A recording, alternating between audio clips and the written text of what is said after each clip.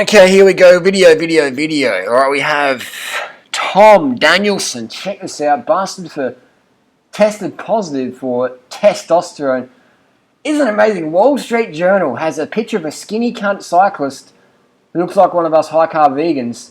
But then you have Ronda Rousey, and no one's making any steroid accusations there because she's passing the test, isn't she? But look at this. So let's compare this. This is Ronda, alright? So that's her on the left. Look at that man jaw. And she's natty. So this girl here is Cyborg. She's been busted for steroids, alright? So what happens? When you take steroids, you get a man jaw. So I'm curious of how Ronda Rousey, Rousey, I'm not sure her name is, how she's got the same jaw as like the East German swimmers who sued the government for giving anabolic steroids. This is what happens when you do steroids. You get this jaw. If you're a female, you get a fucking jaw. I've got female friends who have done anabolics, you get a jaw. We're almost going to put Freely on the steroids, she wanted a bit more of a jaw. But your jaw fucking grows. So here's an East German swimmer, attractive face, but you see that man jaw. Nothing wrong with that. I'm just saying that's a good giveaway. I think that's a man there. I'm not sure what that is. And here's another East German here. You just get a masculine look. If you're on steroids as a woman, you look masculine. It's just a given. The upper body, legs is genetic, but upper body and the jaw, that's a dead giveaway because that's where more androgen receptors are. So it's a giveaway what's going on. It's a giveaway. So Ronda Rousey, I think, how is she that? Look at that jaw. You know what I mean? If you cover the face, cover the eyes, this could be a man. Now, I'm not saying Ronda Rousey's on the juice. I'm just saying, how has she got such a man jaw? And look at those traps, man. How the fuck has a woman got a man jaw and traps? That's my question. And you look at the old photos of her, she looks more feminine. Look at that. You know, when she was at the Olympics, and then now. It looks, you know what I mean? Look at that jaw. Look at the difference. How has Ronda got that? Anyway, let's get back to Tom Daneilson, because it's cycling, right? And only cyclists take drugs.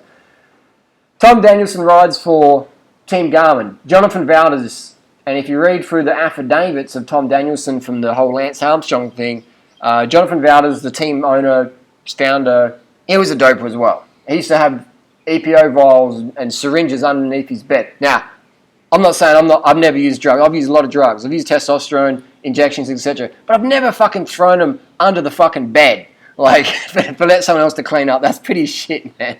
So Jonathan Valdez is the owner of the team, famous for his performances when he was on drugs. Tom Daneilson, the same, famous. David Miller, world record in the time trial because he's on EPO, yellow jersey holder. Dave Zabriskie, all these guys...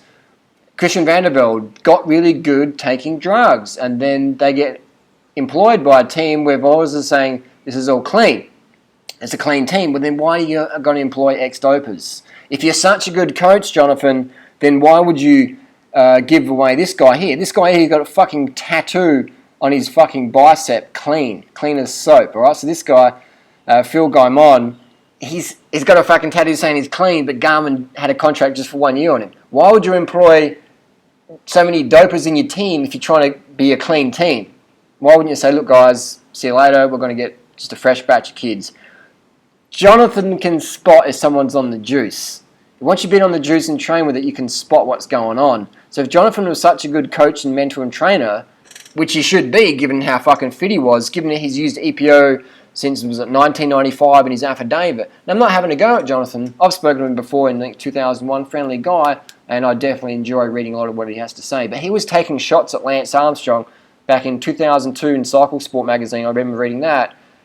But Jonathan had been on the juice as well. He wasn't exactly a teetotaler. He had the record up the Ventoux and the Dauphiné and the Mount Evans time trial. So he's doing EPO since 94, 95 when I was a fucking high school student.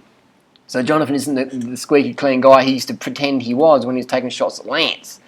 But I'm not saying he's a good guy. I'm not saying he's a bad guy. I'm saying that I would like to get some coaching tips from him, definitely. But let's get back to it. If you're trying to have a clean team, Jonathan, why are you employing so many guys with a shady past? Why not get some clean kids on the block?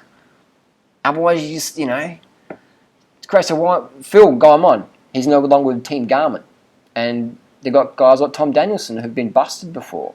and now they're busted again. And it's like, and anyway, Tom Daneilson has admitted to using human growth hormone in his affidavit there. You can read that, link it down below. Good stuff. It's interesting to read. I like the candid things, Michael Barry and all that, and Zabriskie.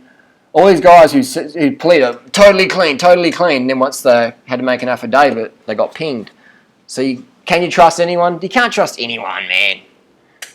It's a job. People want to keep their job, man. So they're not bad people. It's just they want to keep their job. So if you're fucking honest, man, you get fucking flamed. So people want to lie, keep their job, keep it going. The fans want winners. They don't care if you take drugs or not, really.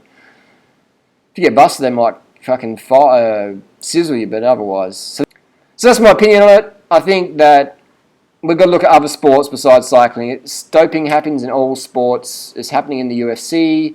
So I'm not saying Ronda's on the gear, but I'm just saying, how the fuck has she got that man jaw? But no one's really paying attention to that. Look at that. I mean, Google Images done a good job there.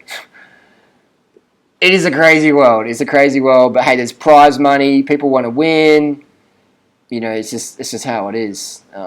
We love it. It's the American way. Winners get paid. Winners get laid. And you got some skinny cyclist. Did he take testosterone? Here's the thing with testosterone. I don't understand it. You can legally take testosterone if you have a doctor's script for it and get a therapeutic use exemption form from your sporting federation. But testosterone, if you use testosterone patches, it clears your body very quickly. All right, use a testosterone patch for just a couple of hours, you're squeaky clean. It's easy to use. I don't understand how he got pinged. Another one to do would be buy a supplement. It's a bit hard for Tom because he's sponsored by a clean supplement company. But he could just say, I had a supplement, I was trying it out. What you do is you just spike it. You get whatever drug you've been using, put it in your supplement, mix it around a bit, and go, hey, look, this is what I've been taking. Can you guys test this for contamination? Maybe it's been contaminated. I don't know about it. So then you send it off to the lab, and they're like, yeah, wow, it's got this and this. Oh, well, there you go. Oh, hey, guys, I took this supplement, and then it's got this gear in it, so, this is why I test positive, so I didn't actually take nothing. And that's been used many, many times. I don't think it's going to apply in this case, because people will know what's going on. But do I think Tom was on the juice? I mean, does it really fucking matter? Does it really fucking matter? The bigger question for me is, if Jonathan is so militant about having a clean team, why isn't he employing kids who are obviously natty? You know, I know plenty of fucking natty riders out there. Because what happens when you've used drugs for so many years and you've trained and raced in Tour de France or big races, even if you go full natty, you've got all that strength and power training on drugs for fucking 10 years. If you've trained on steroids for 10 years and you go full natty, you're still going to be fucking strong as fuck. So that's another thing people forget, is that if you've taken drugs, performance enhancing drugs 10 years or 5 years, and you're still in your peak form, that form carries on. So you can be a fantastic domestique, which is unfair because you're employing people whose performance is still enhanced by performance enhancing drugs. But again, it's professional sport. But my bottom line thing is, if riders were serious, then you want to employ some clean riders. I know plenty of clean riders out there who'd fucking jump at the chance to get on a pro team like that. I'm sure you do too, Jonathan.